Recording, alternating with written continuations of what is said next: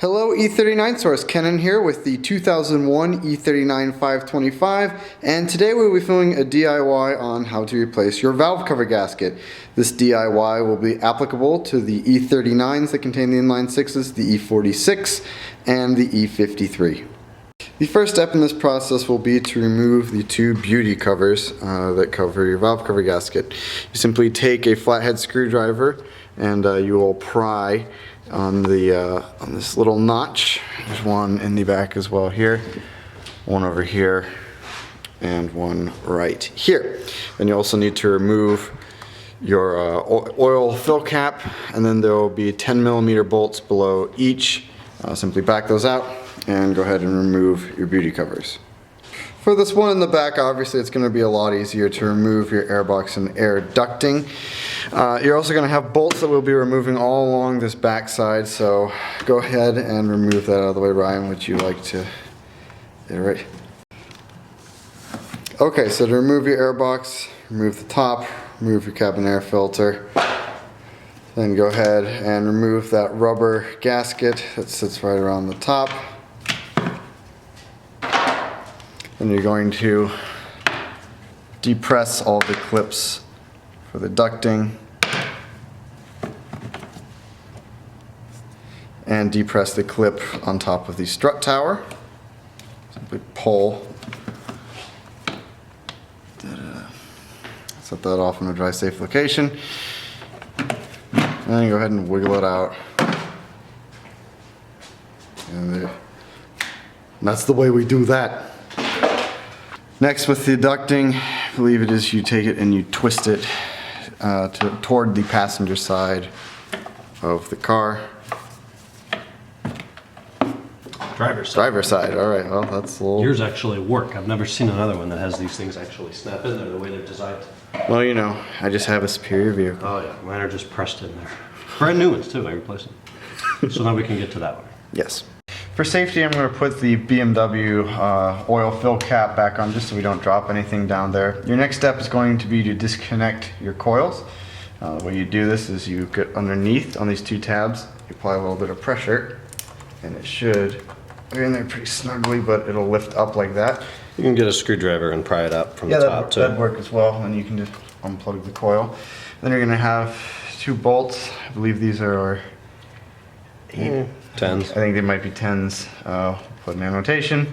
Disconnect those, and then you'll be able to pull the coil with its tubing out of each, and then just go along and do that. I'm going to set them in order just to be consistent.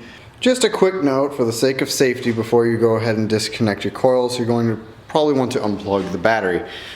Just erring on the safe side, whenever you're working with electronic systems on cars like this, you should definitely unplug the battery. Alright, the next step is to remove the wiring harness. This is very easily done. There are two clips, one here and one here. Simply depress those, and then you'll be able to rotate the harness out. Just set it over in this general direction, being careful not to stress the wires contained in this loom. The next step is going to be to remove the O2 sensor wires. These are very easily removed. Just simply pinch this clip and pull out, and of course they'll detach. I'll do the same thing for this one. And these wires are all tucked in here along these clips. There's another clip back here, and then they run back behind the engine. So get those all away from the valve cover. Just realizing they do just sort of sit in here. They're all just sort of tucked along here. And then you have, this is a secondary air hose. This would be a good time if yours is looking a little worn to maybe replace the hose here. As you can see, this one has been done in the past. It tends to get very brittle right here. But simply move that away from the valve cover, and then we're going to begin to back out the bolts on the valve cover. With the wires kind of tucked out of the way, you're going to need to remove these two leads here. Just keeping in mind that these will connect from here to here. This is also an 8mm. There's one on the back, same story, 8mm. When you begin to remove the valve cover, one more thing you need to disconnect will be the breather valve for the CCV system. If you remove this and you have white sludge in there, it might very well be time to replace your CCV. Crankcase ventilation. Yes, keep that in mind.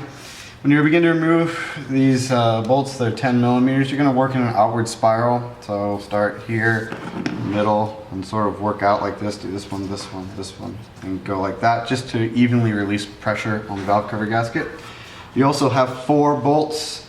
They're here in the middle. One here, one here, one here, and one here. Careful to make sure you remove those. Once you have that out of the way, there's one thing to note. The most difficult bolt to reach is here. On the E46 and E53, you'll have different things to remove to access all these bolts. But this is definitely the hardest one on the E39. Just be careful, move these out of the way, and then probably tuck them back once it is removed, so you can remove the valve cover gasket easily. Okay, we've removed all of the bolts along the sides and the center. And we moved here. Yeah, so here goes nothing. Just gonna rock it back and forth a little bit. There we go. Not to catch those wires. Hopefully there's no squirrels in here. Just sticking a little back. There we go.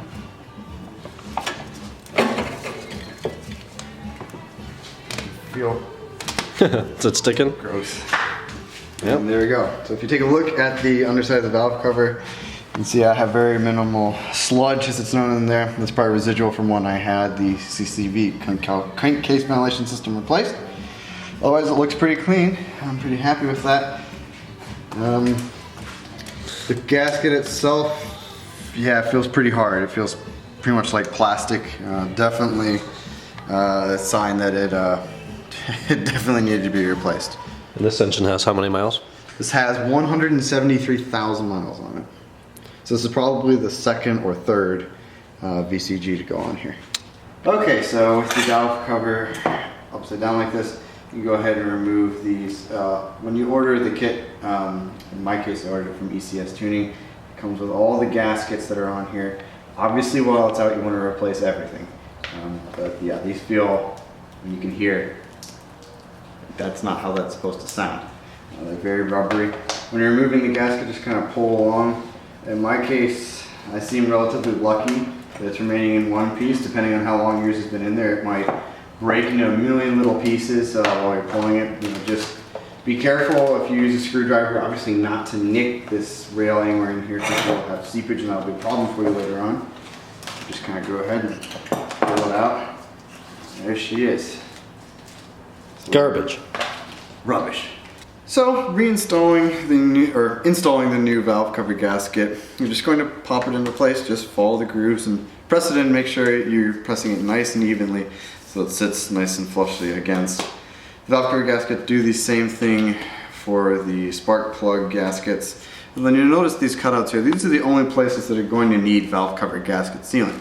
You don't need a whole lot. You just want to apply a nice even bead. So what you do, take your valve cover gasket sealant, you put a little bead, little tiny dot here in the corner, and then just kind of beat it all around the top. I'm not doing a very even job, so I'll have to come back and do that again, but there we go.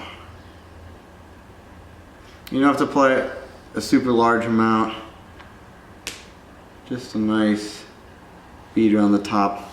And then once you start this process, you need to work quickly and then put the valve cover back on the car. We also did take time to clean up the mating surface here with whatever sort of degreaser or whatever you use.